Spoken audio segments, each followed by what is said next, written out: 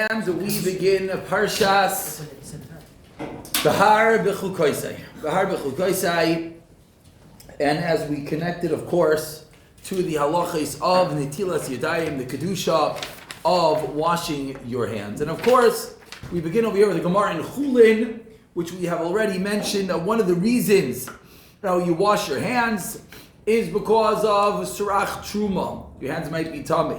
Another reason is, says the Gemara in Chulin, I think we mentioned, it could be we missed it. If we did, we'll get it now. Mishum mitzvah. It's a mitzvah to wash your hands. My mitzvah. What's the mitzvah to wash your hands? Amar Abaye, mitzvah l'shmaya divrei chacham. It's a mitzvah to listen to Chazal. The Kaf Chayim. And this is actually nice to see inside if anyone has a moment, because this comes up all over your whole life, right? Your mitzvah to listen to Chachamim. What is the mitzvah? Lo yisasur. Says the Kaf Chayim, kishanu mekayim divrei chachamim. Harei anu mikayim mitzvahs Hashem. Zeu atam kol abracha shel omrim b'mitzvahs derabanan.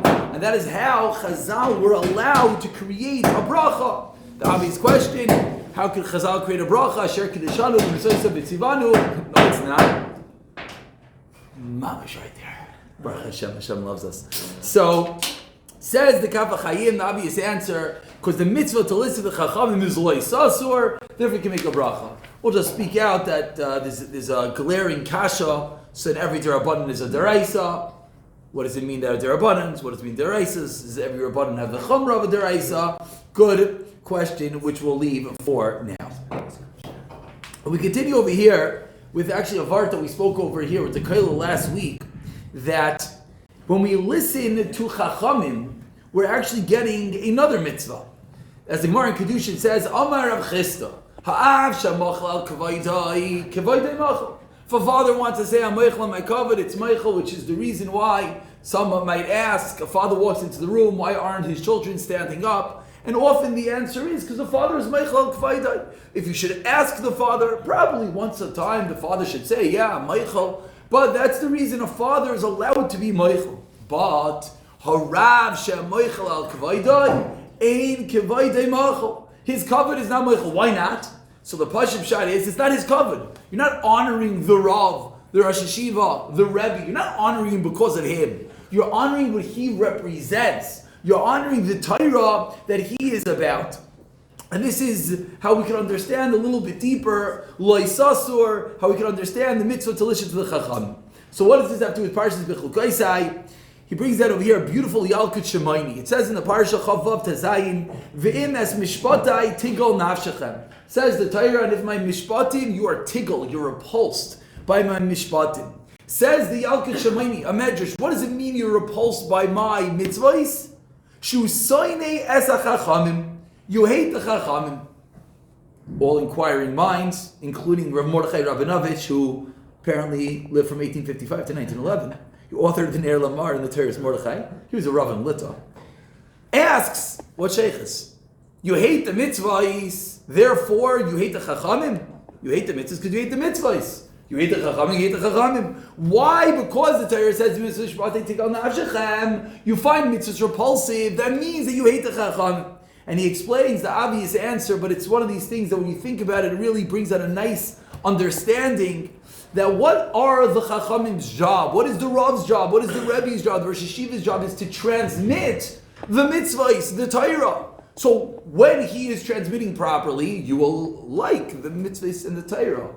But if one discusses the mitzvahs, if one cannot find the mishpatim feasible to himself, what does that mean? That means on a deep level, he's despising the Chachamim that are teaching it, that represent those mitzvahs. And this is actually something that if we all think about for a moment, we'll realize that many people actually, this I'm actually adding in over here, just a little of a thought.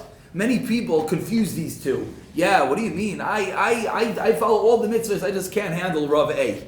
Or reverse. Of course, I love Rabbanim, I have the utmost kavod for Chachamim and Rabbanim, but certain mitzvahs I find difficult. You can't split the two. This lo yisasur that the Kaf HaChaim is teaching us, and as we're learning that Harav Shamech like Kavoide Ein Kavoide Machal, he stands for something higher, means intrinsically the two are connected. You can't discuss the mitzvah and like the Rav, or discuss the Rav and like the mitzvah. The two go hand in hand.